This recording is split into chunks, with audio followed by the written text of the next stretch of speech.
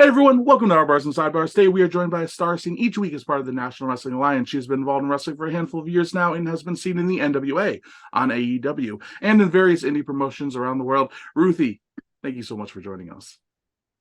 Thank you for having me. You forgot one more thing. She's also the 5-star athlete. I did forget that. You know, the worst thing is I definitely wanted to bring that up and I never did, and now I'm ashamed of myself for doing it. It's okay. It's okay. Happens to the best of us. But see, you're such a pro, you're able to throw that right in. You know, you make me stay on top of my game. Good. Good. Now, we'll get into everything going on with your career, but there's a couple things I wanted to hit on first. First and foremost, let's get into the plugs. Where can people check you out? Well, everyone can find me on Instagram, Ruthie_all_smiles, Ruthie Jay. You can find me on Facebook with the same name, Ruthie Jay, or on Twitter with the hashtag, no, with the @ Superior Queen with the W, QW, because, you know, I'm unique. Of course, of course. And on Patreon, of course. And, you know, you can check her out on NWA Power, NWA USA. But another thing I wanted to get in real quick, NWA 75, a big event coming up for the National Wrestling Alliance. Could you talk about that a little bit? Yes, we're gonna be in St. Louis, Missouri. It's gonna be my first time actually going over there, so I'm actually pretty excited. It's gonna be a pretty big event. It's the 75th year. NWA's a big company. I'm so happy like I get to work for them and be a part of this experience. It should be something fun. I hope everybody gets their tickets now at nwatix.com.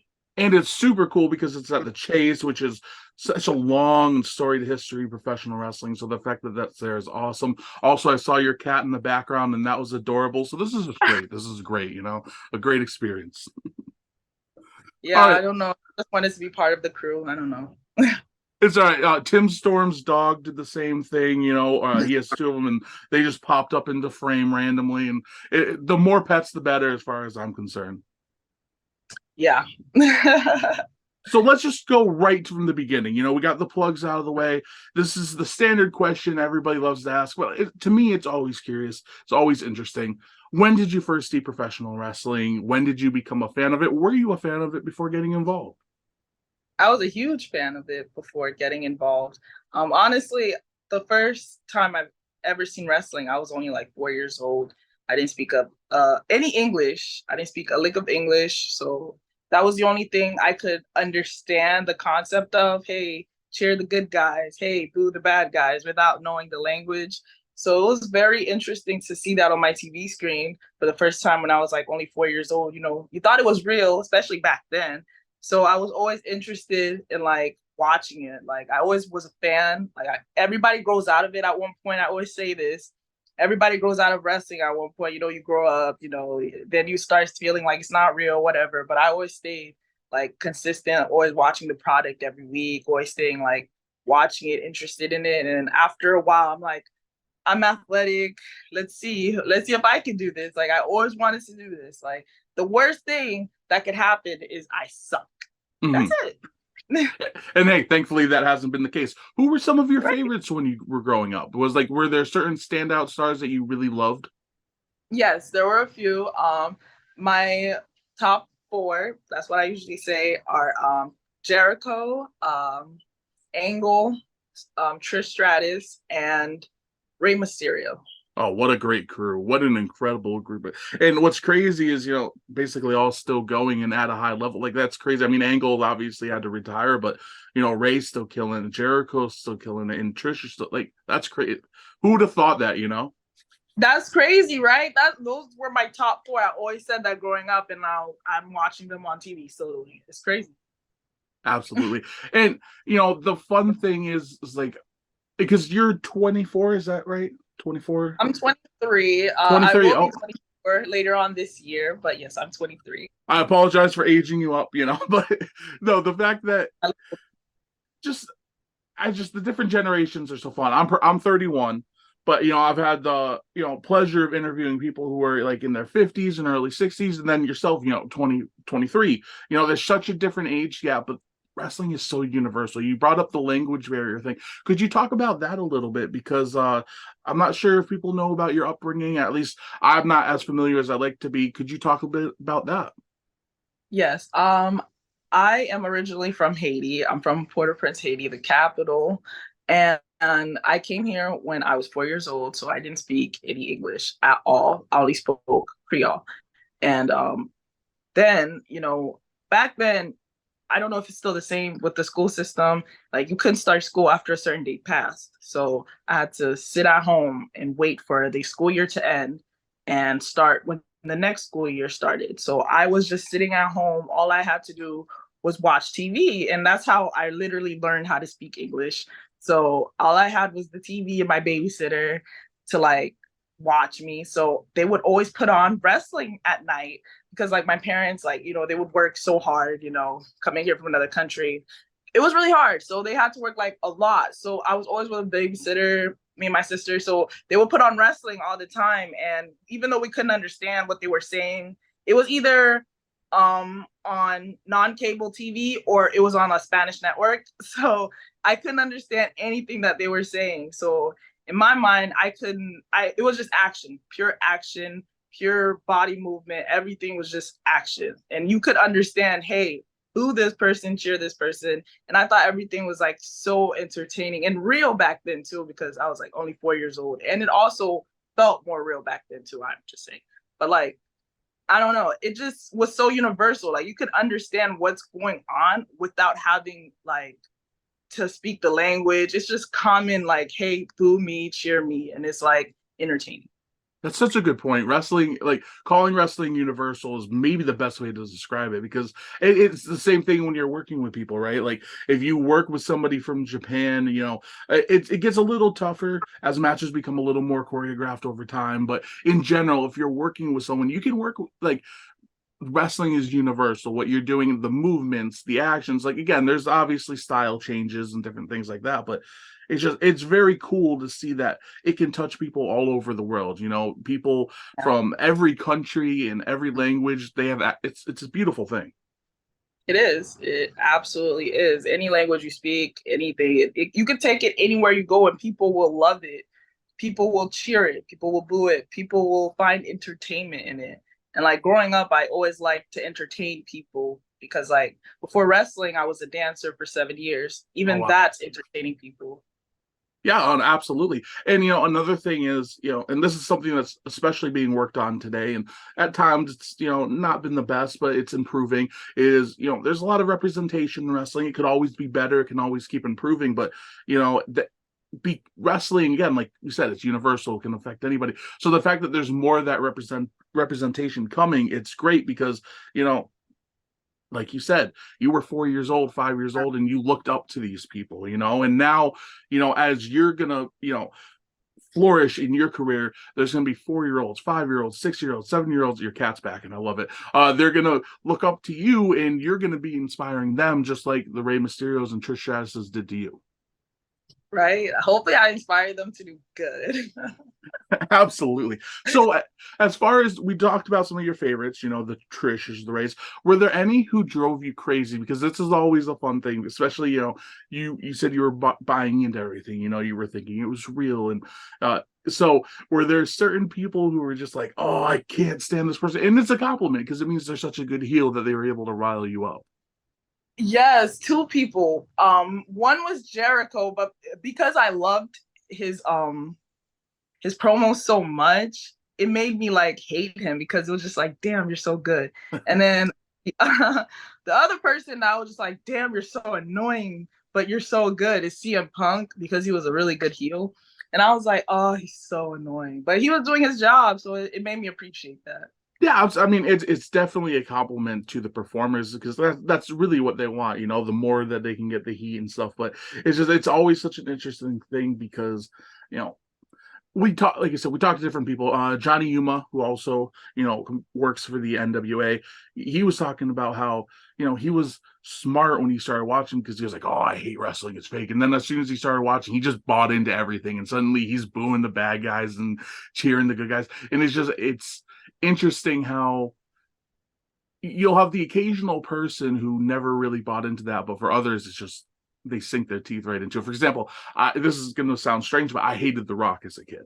But the Oh reason why I hated The Rock as a wow. kid, he was always feuding with Stone Cold and The Undertaker, who were my favorites. So I was like, Oh, this, I hate this guy because he's always against my favorites. I hated Brett because he was always against Shawn and Austin. So it wasn't because they were heels necessarily, but just because of who they were with or against. okay. I get what you're saying. Yeah. So here's the $1 million question. When did you want to be a professional wrestler and how did you break into the business? I always wanted to be a wrestler since I was like in elementary school. And it's crazy because I always told like one of my best friends, and we still follow each other on Instagram. But back then we were like best friends. Like I told her I wanted to be a wrestler in elementary school. And like she messaged me on Instagram. She was like, wow, you said it back in elementary school. And I was like, I did. Um, and then I started training to become one because I said I wanted to start training before I turned 20 years old. Crazy enough, I always said this too. Like in like high school, I was like, I want to start training like for wrestling by the time I turn 20. Because then, in high school, like when you're 20, that feels old, Funny how that works. Right. And now 30 feels old. But yeah, I was like, I want to start training at least by 20 because then I feel old. But that was just me talking back then. So I found Gangrel School in Dania Beach. Actually, I didn't find it. My sister found it for me. And she told me about it to check it out. And I was honestly over college. I hated going to FIU. Like I hated Miami. I hated everything about Miami. I just wanted to leave. I hated the college. And I was just like so defeated. But then when my sister told me about the school, in Dania Beach to train, I was like, okay, cool. I have two choices right now. Either learn to be a wrestler or become a stripper. That's fantastic. And what's so cool is again, like the contrast with some of the other interviews. We have people who broke into the business in the 90s, and that's when the internet, and this is probably going to sound even weird to you, it's still a little weird to me. The internet was barely around at the time. So you couldn't just look up wrestling schools, you couldn't find this if there wasn't social media. So breaking in then compared to breaking in, now or 5 years ago or however long, it's such a different world and so interesting. Of course, now you have the issue of there's a lot of schools you get to find the right one with the right people and not end up going to a place that could be either less professional, less beneficial, who abusive, blah blah blah. So the fact that you were able to find a good one right away, that speaks to fortunate luck, and because of the trainer had a name value, which is what I want to get to now. You trained with Gangrel. You talked about how you found his school, but were you aware of his legacy going in? Because when you started watching, I assume it was after he was out, but you might have heard of the Brood.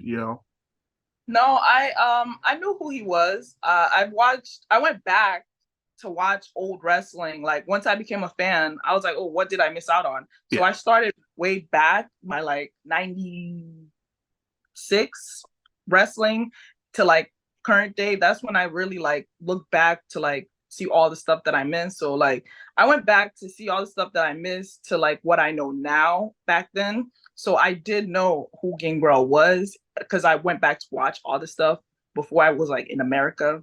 But I knew who he was. I knew of the Brood. I knew like of him, and I knew like everything like that he did, like most of his work in like Japan and everything. I knew some of that, and like his work in WWE, WWF back then. I saw all of that.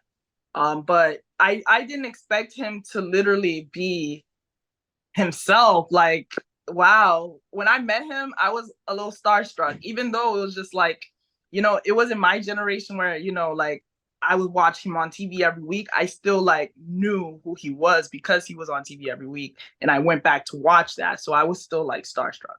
No, absolutely. And I mean, let's face it, he was a pivotal player in a period where wrestling had such a huge boom.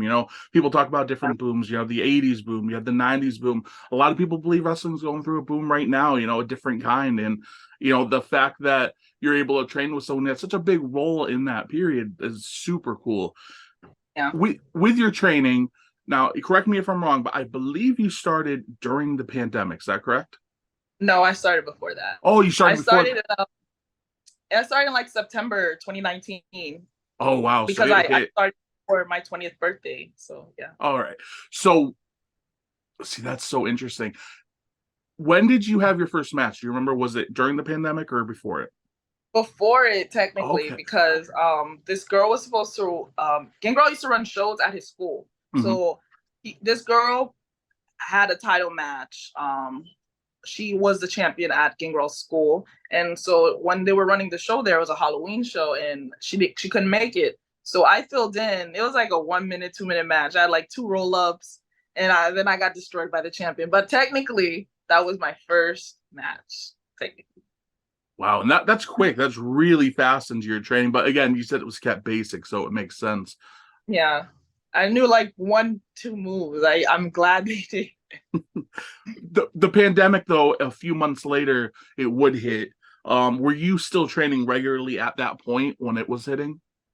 No, we had to stop training for like 3, 4 months, and then after that, we had to do two people at a time. And Gangrel was like, okay, we're gonna try to get some of the girls in to train too, because like it's not fair for only the guys, you know. So like he got some of us to train, but it was like only a few people allowed at a time, and you had to get like your temperature check, got to wear masks, all that stuff. So my training did continue, but it stopped for like 2, 3 months, 3, 4 months, I would say, but it did continue.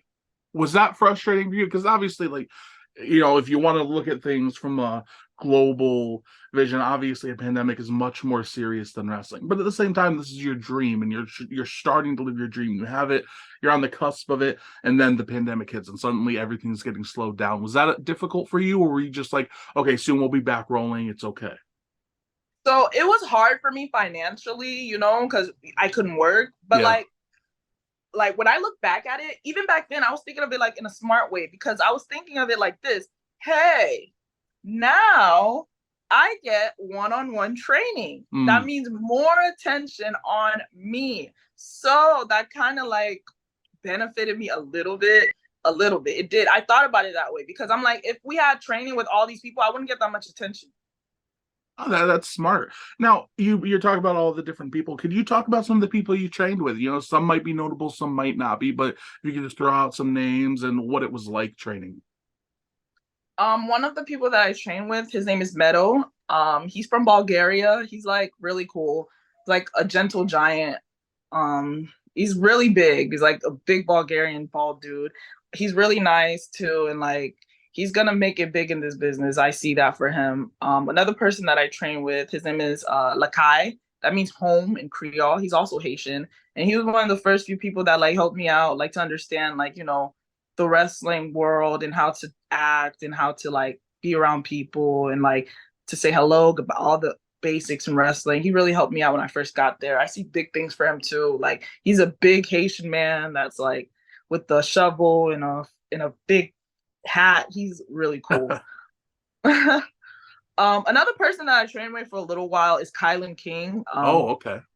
Yeah, she used to be at our training sessions too. Like she was really cool. Like I had one of my like early matches with her that was really good, and she really showed me how intense women can get in that ring. That was one of my first real intense matches. Like that was like my third match, and she really held me together in an intense level, and I really I'm really grateful for that because that was a really good match so early on in my career. Um, those are some of the few people that I can think off the top of my head, like the top three, like right now. What was the average day of training like for you? Like, how did Gangrel like to do? For example, I know some schools they don't even let people in the ring in the beginning. For the first week or the first couple sessions, they just you're out, you're doing different cardio, you're doing rolls on mats outside the ring, and then sometimes they'll throw you right in. You'll practice bumping right away. What was Gangrel's style like as a coach? Tough. Oh my god, he's so soft now. He makes me sick. Oh my god. It's gotten easier. Oh, bro, when I first started at Gangrel's Wrestling Asylum, GWA, RIP, it was crazy. He makes you question if you even want to live your life. Forget wrestling. Oh my Just God, he makes survive. you feel so soft, like you're a P word, you know? Like I don't know if I can curse here. Yeah, you can say whatever you want. It's fine. Okay, he makes you feel so soft, like you're a pussy. Like he breaks you down just to build you back up, which I appreciate because the average day starts like this. You come in, he yells at you for being late, even if you're on time. You're fucking late. Um, you come in, you get yelled at. You maybe get a few seconds to stretch. Not seconds. He does give you time to stretch. He gives you a few minutes to stretch. And after that, we do cardio for the first 30 minutes. He's going hard at you, yelling at you. You throwing up, go outside. He doesn't give a fuck. Um, he kills you with cardio. After that, we do our rolls, roll in, roll out. I mean, roll through the ring and then hop in, hop out the ring, do all those little exercises for a warm up that are considered, rolls, traditional rolls that you do in wrestling. And then after that, depending on how he wants you, he splits it up between beginners and advanced. And then, we split up the ring. And then one ring, he has the beginners in doing all of the stuff that are basics, and he goes over it with like the best precision that you can ask for. He makes sure you get like every single detail right. And then the other ring, you have the advanced, where it's like you work on more psychology, how to do things with purpose, and how to make your moves a cleaner and everything, and how to like chain or like how to call spots or how to make things make sense. And that's how it is. And then after that, we take a group picture. And after that, we keep training. And then sometimes we have practice matches where we like practice with each other a whole match where we have to go like full out, full energy, full everything. It's either a one-on-one tag match. We don't really do like triple threats or like fatal four ways. No, but we do like one-on-one tag matches because that's what you really are gonna find like on the indies or like when you wrestle. All right. But yeah, Cool. that's literally a day at Gangrel's Wrestling Asylum. Then we have a practice match, and that'll be the end of the day. Very cool. What were your initial goals in wrestling? Because this is something that I find intriguing also. People, they have different things. Like some people they just want to have a match. Like they're like, if I have a match, it's amazing. Some people just want to be able to live off of it. Some people want to go to WWE, AEW, some people want to go to Japan. What was your mindset like then? My goal in wrestling is to go to the WWE, of course. Is to be the first ever Haitian women's champion at a major Very cool. promotion because I feel like what I said earlier ties into that, like representation matters. And for me to come from like a third world country, which is it probably is, I feel like a lot of people don't get represented from that part of the world at all. I usually like put my goals into like sections into like my life. Like I said, one of my goals was to start training by 20. My other goal was to get signed before I was 25, and I'm signed at 23. So it's like, Crazy. right. I need to stop putting age on my stuff. I think it's good. Like, I don't know. Like, but that was really one of my goals. But it is to be a women's champion at a major promotion, to know that a company believes in me so much they put their main title on me. With that, I'm jumping ahead a little bit, but I have to ask because you're bringing it up. Kamille, she's been the most dominant women's champion, arguably in all of wrestling, but certainly in the NWA for years now. You guys seem to be on the same page a lot of times, but is that a goal? Would you like to be the one to finally dethrone Kamille?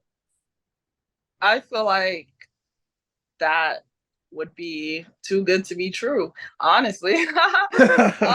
It would be too good to be true. You can only hope that something like that happens where you could beat someone with so much notoriety. So I would hope that happens to me. But if it's not Kamille that I beat for that title, it'll be someone. Hopefully, it's someone with as much notoriety. But it would be a great accomplishment to my career if I get to do that. especially that title's so historic, with such a long Right. lineage. It would be super cool. But of course, thankfully, again, another part of representation improving wrestling. There's more than one title for women in that company, in multiple companies. It's nice to see that the divisions are starting to flesh out more. We're getting past the days of 5 women make up an entire division. You know what I mean? Which is good to see. Right. No, I'm glad to see that. Yeah.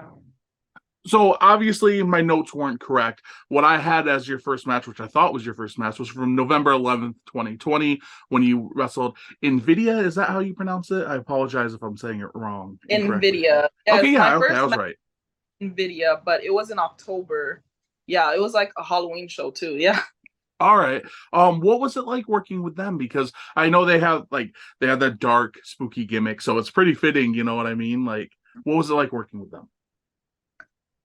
I love working with NVIDIA. Like, she's great. She's so nice. Like, she's one of the nicest people you could ever meet. So cool. She's cool with everything. Like, it wasn't hard. It wasn't even like work. It was fun. It was really fun.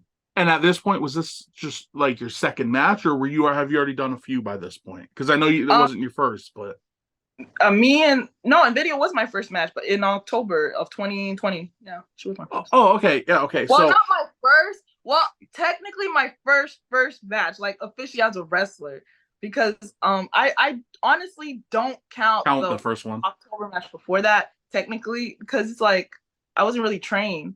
So I guess she was my first official match. Okay. Like official match. I'll say that. Yeah. So you said it was pretty easy. How were you nervous going into it? And because this was pandemic, was there a crowd there, or was anybody in the build? How was that?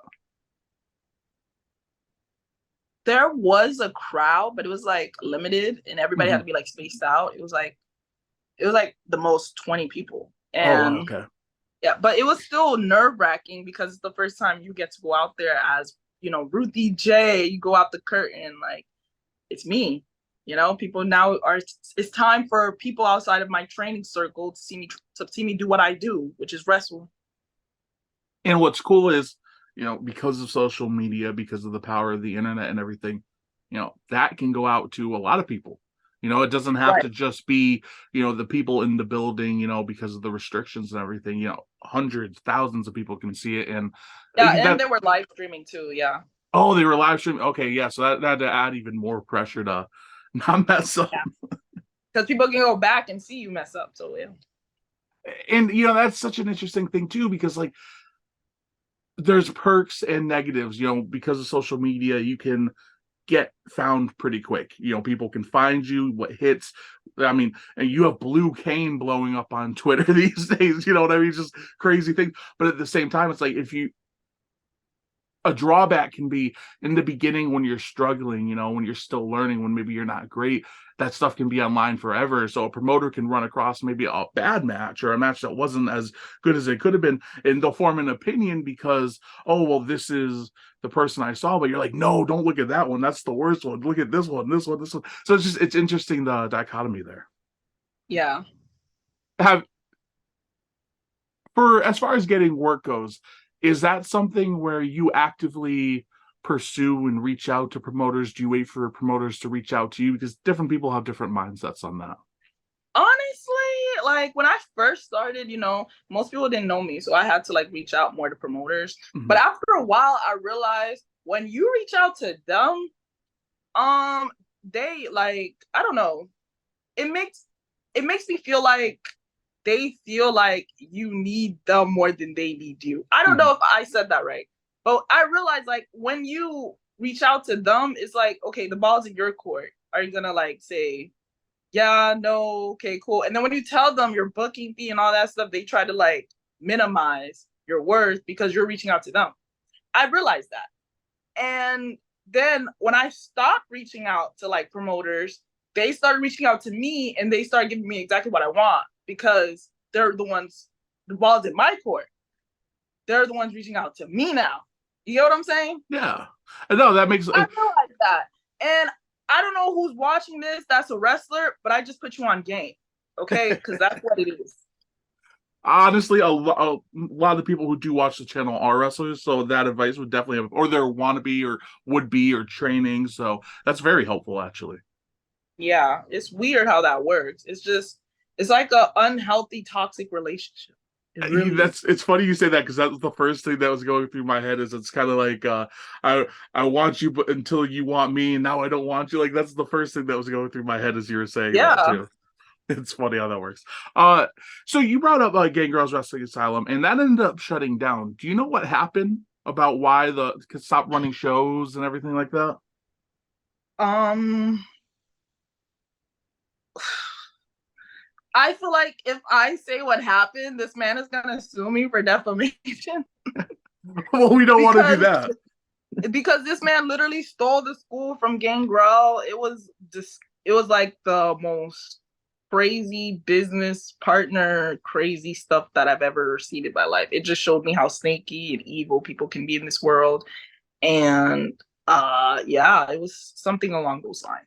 I do remember there was like an article out that it was titled like Gangrel no longer affiliated with Gangrel's Wrestling Asylum, and like just the Yeah, title alone, you're like that sounds insane to say, but I know, right? It's crazy how this world, this not even this world, this country works. yeah, Just you're right. And wrestling has a lot of that, it's less so today, but obviously it still happens occasionally. And some of that shady business dealing. So again, I don't know the situation, so I'm certainly not throwing shade at anyone in particular, but it's crazy.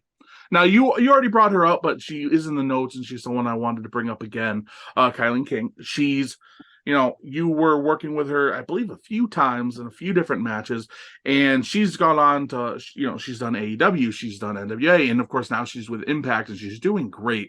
Can you talk a little bit about her in general? How when did she start training compared to you? Because I'm pretty sure she was a little further ahead, right? A little further advanced than you.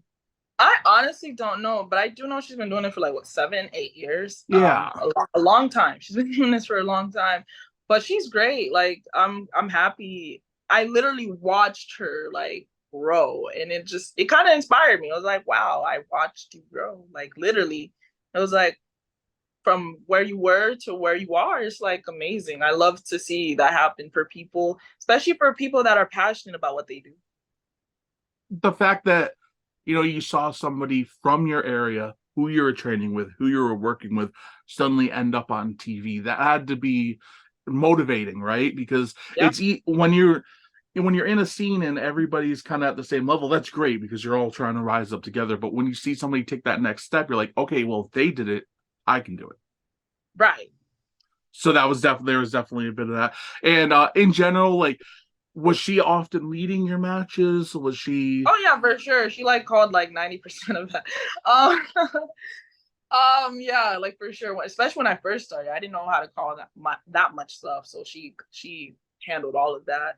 Of course, I put my ideas in there, like what I can do, and then she put it in what order she wanted and stuff. She put together good matches, and it was like, in early on in my career, that was really good matches. Like for me just starting, I didn't have more than what 20 matches under my belt. It was really good. Let's talk about the Florida indie scene a little bit because the scene it has a mixed reputation depending on where you go and the different companies. What was the Florida indie scene like for you when you were first? Because again, the pandemic was there, so everything was different, but it's evolved over time. What is it like? You have these big companies in Florida, and then you have the various indies. What is the scene like? How have you watched it evolve over the past 4 years? Well, I will say one thing. The indie scene in Florida is very small. It's like a small circuit of wrestlers. It's literally the same girls you'll end up wrestling all the time because it's not that many. And you drive 8 hours and you'll still be in Florida. So Crazy. so the promoters, like the thing is when you first start, you're pretty dispensable. So they don't really care. And they can pay anybody that's closer to like wrestle, especially if you live further. So it was really hard, especially in Miami. Like a lot of wrestling happens up north, like Mhm. North Florida, like Orlando area, that type of stuff. So if you live in Miami, it's tough luck. You're not really gonna make any money. You're really gonna make enough to just get there. Did But it's you? like, Oh, sorry. it comes with the art. When you first start, you don't really make money, but you do it because of the art. As far as getting work goes, because you talked about your philosophy with letting them come to you eventually, and at first you're reaching out to them, because you talked about, it's a small scene and it's limited. Were you finding it difficult to start getting work, especially when Gangrel's place shut down? Like, was there, and were you starting to be like, okay, well, it's actually kind of hard to find bookings, or were you like, because there's a limited amount of women in the area, people were always looking for you to be on the card? Both, actually. It was one or the other. Like, people didn't want to pay your worth, but you needed the work to get the experience. So you took the work. So it was either, and people needed the women too, because there's not that many women. So you also get the work. But it's like people don't want to pay you anything really or much because, you're new, you're green. And the pandemic just happened. They don't have that much money. So it's like, if you feel like you will have value in what you're doing when you go there, it's worth it because you're not going to get money. But it's like, it was hard too to pick out the places that were worth it and the places that weren't. Now, one place that was definitely worth it, I would assume, and I'm so curious about this. February 5th, 2022, you wrestled on AEW Dark in a match with Sky Blue. Now, before we get to the match itself, how did the opportunity come about? Who were you in contact with? Well, I got in contact with Sean Dean. Okay. He was the main person over there. I sent him an email. I didn't even think he would open it, and luckily he did. And he contacted me back, invited me to Dark, and told me what to do. So from there, I was like, okay, I'm excited. Cool. All right, something finally popping. Besides besides just doing what I regularly do. So that opportunity came, I think he messaged me back. No, he emailed me back probably like a week after Wow. I emailed him. And I was just at work. I checked my emails, which I never usually do at work. But when you're bored at work, you do anything. You do what's anything. what's crazy is you were still like really new in your career when this opportunity came about. I mean, a lot of people still consider you new now, but like then, like this was a year and a half ago at this point. So you were only a few, like, out, not counting training and everything, you were only really a few months into everything when that opportunity came. Oh, more than that, but it's crazy how quickly it came. Yeah, it really was. In my head, I was like, is this too soon? Am I ready? But then you'll never be ready if you think that. That's great mindset, because if you don't take the opportunities when they come, then who knows if it'll come back. Exactly. Somebody's gonna watch it. Somebody's gonna like you. Somebody's gonna watch it. Somebody's gonna hate you. So, but that's actually really smart. By the time it came around, the pandemic, not that it was over, but there was no more restrictions, right? Or at least significantly less. There was less restrictions because I remember like even getting at Dark, we still had to get our temperatures checked. So there was still some restrictions. What was it like backstage? Because you're at Universal Studios, right? That's where it was Yeah. taped, which is, has a long history of wrestling, and Yes. were you aware of that going in? I'm guessing you were. I was aware of that, but only me, right? I would go on the wrong bus because at the hotel, they told me the bus with all the people is in the front, right? So I'm thinking all the people are the wrestlers. Nope, it's the people as in the families. All the people that were the wrestlers were in the bus in the back. So I went on the entirely wrong bus. I ended up in the front of the whole amusement park. I'm like, what the hell? How do I get to the studio from here? I find a security guard. I was like, hey, can you help me? Luckily he was a huge wrestling fan. He was just like, what do you need help with? He saw me with my luggage. I was like, I'm not here for the park. I'm a wrestler. I just need to get to the studio. Luckily, he just believed me. I could have been a stalker. He believed me, and he just led me there. I was like, oh, that was easy. When you got there, who were you dealing with? Like, who was your coach for the match and everything like that? Christopher Daniels was our agent. That was really cool because I actually watched him on like TNA Impact when it was like TNA, but it was really cool. Christopher Daniels, he was our agent. How was he to deal with? Because he's been around for so long. He's such a veteran. But was he pretty cool to deal with? Was he helpful? And with Sky Blue, she's someone who, she's still fairly new herself. Obviously, she's been taken off and she's been doing amazing. But for putting things together, was a lot of it on Chris? Was it a lot on you two?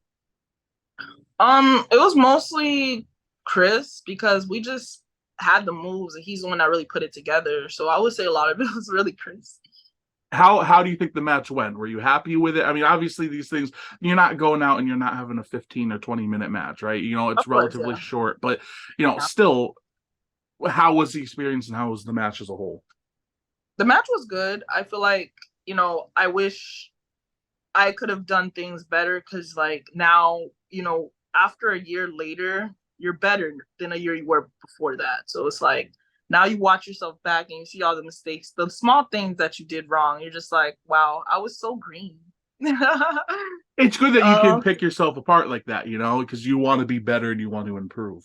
oh yeah, for sure. I pick myself apart. I am the only person that can really pick me apart like me is my coach because he coached me. Mhm. So it's like when I watch myself back, I'm thinking like Gangrel. What would he say? Did you get what kind of feedback did you get after your match, if any? Like, were they like, "Hey, you did this well," or was it just, "Hey, good match," or was it, "Hey, you did this wrong"? Like, They gave me good feedback. They were like, look up more, be more attentive to the audience, go out there and, even if it's a small time, time is money. Like, make sure you get all of it, and I didn't do that. I was so caught up in the moment, I feel like, because I could look at my body language. I was like, I wasn't confident here. it's very interesting. With AEW, that I believe that was your only match for them so far, right? Is that something where you've been in contact with them again since about possibly returning? Because now you're in the NWA, so that kind of changes things. But you know, immediately after, were you looking to come back, or were you like, I need to improve first? Honestly, after that one match, it was like, I wasn't even thinking about, hey, let me try to get back here. I was just thinking, hey, I want to get better. So it was just like, if they call me back for more matches, great. But if they don't, like, I'm still, like, it's like cool, but it's like, dang, I wish they would. But it's like, I want to get better to the point where I can point out my mistakes and nobody else can. I look at it a lot like a learning opportunity, right? You got to go to a quote unquote big league. You know, you got to see the system, you got to operate in the Right. system, That and was you got to also one thing. Yeah, you got to see the production. Like, I never got to, it's so different from the indies. Like, the indies is, a show, like, it's for the crowd. But when it's like a show that's taped and it's like for an audience, you're looking at the hard cam, you're looking at this, looking at that. It was a whole different experience. And it was the first time I was opened up to that experience. So that's also a reason why I feel like I wasn't confident in myself back then when I look at the footage. But it's like, part of me was just like, okay, if they do call me back, then great. But if they don't, I gotta get better because this is not me. This is not confidence. This is not scream Ruthie Jay. And what's cool is, you know, you can then use that feedback that you got, the knowledge that you have, and you can invest that back into the local scene. You know, obviously not for someone like KiLynn because she already has it, but you know, for other people you work with, you can be like, so this is what I experienced. This is what this was like. So this is what, Right. if this is what I need to work on, this is probably what you need to work. You know what I mean? So Exactly. Yeah. it helps everybody. You think you got it until you go out there and you see you don't. Exactly. Now, in 2022, I did notice that you started traveling a bit more for wrestling. You talked about how Miami is, you know, it's very low on the map, but how important is traveling to you? How important was it then to start breaking out away from just, you know, the local scene? So I realized I had to break away once I realized like Florida is not where the money resides, where the Mhm. money resides, where the money resides. And but I'm not doing this for money, but it's like I was like, if I'm gonna put my body on the line and keep doing these matches, I'm gonna be wrestling the same girls. I'm not gonna be learning anything too new. I need to get out of there. Like, Yeah. you feel me? I need to get out of this circuit. So part of me was just like, I need to get out of Florida because it's gonna be the same people all the time. Part of me, and then I was like, okay, what are the best circuits for women's wrestling? Texas, that New Jersey, New York circuit, and like where else? I would say Memphis. So I tried to like go on Facebook and I was just like promoting myself, and a couple companies actually messaged me back. But that's them like, inquiring me. So I'm like, okay, cool. That was the proper way to do it. You have to advertise yourself and people have to come to you. That's how you have to do it. That's when the light went on. I was like, okay, that's how you have to do it. So after that, I got my first wrestling show or like match outside of Florida, and it was in Texas. It was for Mission Pro. And it was a fun experience. It was an all women's promotion too. It was really fun. And it was a fly-in. Yes. Okay, very cool. And yeah, again, like that, as you start traveling more, it's like, okay, this is what wrestling is. I'm getting on the road, I'm moving. It's right. Now February 13th. Exactly how I felt. At first, it felt surreal. It's like, wow, I'm actually leaving my home, my state, going on a plane to do what I love. How many people get to say that? It's incredible. It's fantastic. And again, you're doing it, so quickly. Like, we talked to Tyler Bateman on this channel, and he's had his run in Ring of Honor. He's doing New Japan Strong right now. But he spent years and years he was in Oklahoma, the Oklahoma wrestling scene, which unfortunately, especially at the time, it wasn't much of a scene, right? So he spent 6, 7, 8 years just in that area, basically. And he might go over to a state, but it was kind of trapped. And then in California, it was kind of trapped when he moved out there. And then eventually things started hitting. But here you are just, a few years in, and you're moving everywhere. It's great to see. And it also shows the rise of social media, because you reached out to these people and they reached out to you. It's a lot easier to get that contact. Yes, it's harder because it's overflowing too. You know what I mean? Like, there's a lot more women who are going to be reaching out to people and be like, hey, book me. But if you're good enough and, you stand out, they're going to come to you. Bingo. February 13th, 2023, you made your NWA Power debut. Before we get into the matches with NWA, can you talk about how the opportunity came about? A good friend of mine, Vinny, he told me, he was just like, hey, I need a clip of you, a few clips, a few pictures. I'm sending it to NWA. They're coming to Tampa. We need to see if we can get all this stuff so you can like try to be a part of it. I sent him the stuff as quick as I could, and from there he made it happen. They sent me an email and they're like, okay, here's where you have to be, all of this stuff that I had to read. Who specifically reached out to you? Was it Joe? Was it Kyle? Was it somebody else? I think it was Kyle. Okay. I really feel like it was Kyle. Honestly, I honestly did not know any of these people at first, so I kept on mixing up Joe and Kyle. So I honestly feel like it was Kyle. I know who they are now. They don't look anything alike. No, I'm just not at all. I just didn't know their names. I mean, when you don't know someone, especially like when it's through email and stuff, it's easy. Yeah. So they sent me the email of all of everything that I have to do, the location, the time, the call time, everything. And it was in Tampa. So it was only like a 3-4 hour drive. Cool. So I got to Tampa and I'm in the main event of NWA Power against Camille in a non-title match. I'm like, well, it's sink or swim, isn't it, huh? That's insane. And we talked about Camille already, what a dominant force she is. And that makes it even more full circle if you do get to work with her for the title in the future. You know what I mean? Just because that's your first match there. What was it like working with her? It was cool. Like, she was cool. Like, backstage, it was like nothing hard. She was just like, what do you want to do? I was like, yeah, we could do this. She was like, okay, we could put this here, do this. And I was like, okay, cool. It was literally like putting things together in a puzzle. I love people that work like that. Like, it's like, okay, we have the moves, just put them together. You're kind of a smaller woman compared to a Camille, a KiLynn.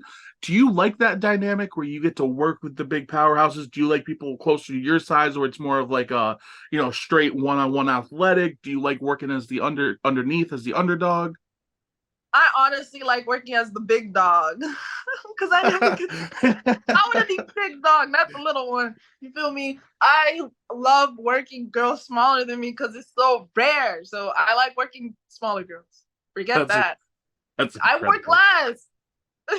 It's less work for me, honestly. It's sure you don't have to bump around as much, right? I don't do anything. I don't even make them do anything. So it's like, I love those matches. When a girl's smaller than me, sign me up.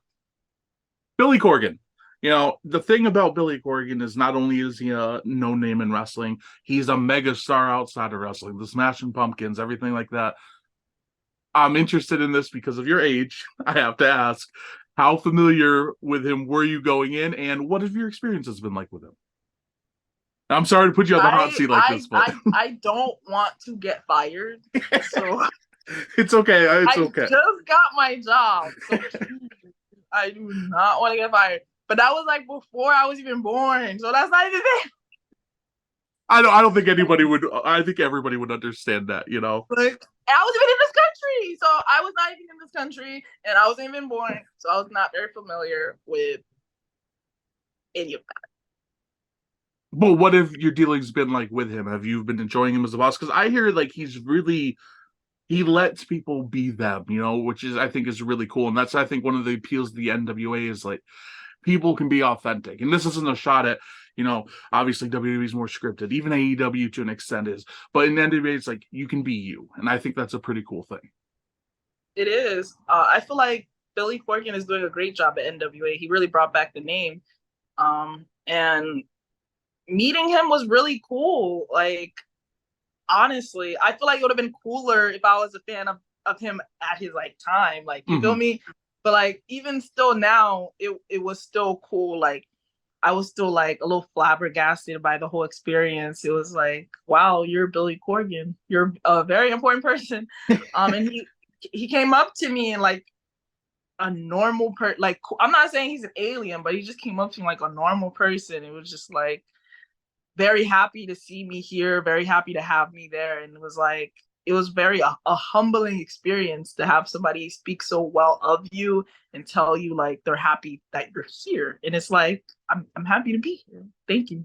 Like a good, you know, he's a good boss when he doesn't necessarily have to be because again, he could big league people and it would be like, That's what well, I'm he's a saying. star, it's understandable, you know, but he doesn't. That's what I'm saying. And I was like, okay, wow, that was just my boss. That was a cool experience. And I got a selfie with him too. So that was cool, man. That's awesome. Now you did work with a few other names I want to throw out just from that period. On NWA USA, you worked with Pretty Empowered, Mr. Kate, and Maddie, who, you know, they're the NWA women's division is really underrated. I just gotta throw that out there Yeah, because what it a really is. great group of women. Can you talk about They're really working good. with them then? This was before you came back and did like the big team war and stuff. The women's division at NWA is amazing. Like our agent Jazz, like she is amazing, helping us put these matches together, helping us make sense of everything. Like she's awesome. Like she's great. And then the women too, of course, they are great. Like they're flexible, they're strong, they're tough as hell. Like they take some shots harder than the guys. Sometimes the guys ask us, do we have problems with each other? We're like, no, just that's because we're cool. That's the thing. You hit the people that you're cool with harder because you know they'll be cool. You don't have to worry about, you know, offending them or hurting because you know Exactly. Jazz is such a cool thing because you know you talked about Trish Stratus being one of your favorites and Jazz and Trish had such a legendary rivalry, so it's almost like a full circle moment with you where That's you what get I'm to saying. Yeah, that is cool. I did think of that before. that's super cool. Now overall, you know, I think you did, was it 2 days of tapings for that first run, because you did Power and NWA USA, was it 2 days of something like that? Yeah, power and everything else usually takes about 2 days. The first time I got there was 2 days of taping. Yeah. What was the overall experience like? Because obviously you sounded like you were happy with it. What kind of feedback did you get, and did they say they were going to bring you back? Were you not sure at that point? I wasn't sure at that point, but they did say keep my calendar open for certain dates, or not certain dates, but just keep my calendar open, or like, you know, keep myself available, something along those lines. So I had an idea like, hey, they would bring me back, and then the experience was great. As soon as you walk in, you know, we have a talent meeting pool. They serve you food backstage. Food was pretty good. There's makeup and hair, so somebody to make you look good on camera, and that was pretty cool too. You don't have to do your own hair and makeup, but like somebody else is making you look pretty, so you get to look extra glam. um that was cool too. And then after that you eat again, because I think they serve like 3 meals a day, and then after that you get to go home. Once you're done taping and everything, you get to either chill with the cool people because everybody's cool, or you get to go home and like, you know, relax after a long day of taping. But it doesn't feel like a long day. Once you're out, it's like, wow, the day just went by because you're having fun. You love what you're doing. You're not working. Plus, the way you described it, it's like it's such a big step up from the other indies in terms of production and behind Oh the scenes. yeah. And NWA, it's like they're kind of right in the middle of, obviously of the WWE and AEW, and then you have, the indie, and then NWA is kind of like a great middle spot where it can kind of prepare people for that higher level of production, while helping people level up their game from the lower end.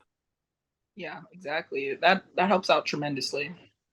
You eventually went back to the NWA, and you did so in a major way. You're part of the Hardcore Team War. You teamed up with M93 and Samantha Starr, and you took on All Are Pretty Empowered. This is a match that got a lot of love online. Personally, I loved it. I believe, I'm trying to remember now, it was either Tim Storm or Kyle, maybe both. They spoke so highly of it to me in an interview. They loved the match. Can you talk about coming back for that and that match itself? Oh, I took a cookie sheet pan to the side of the head. That's all I remember.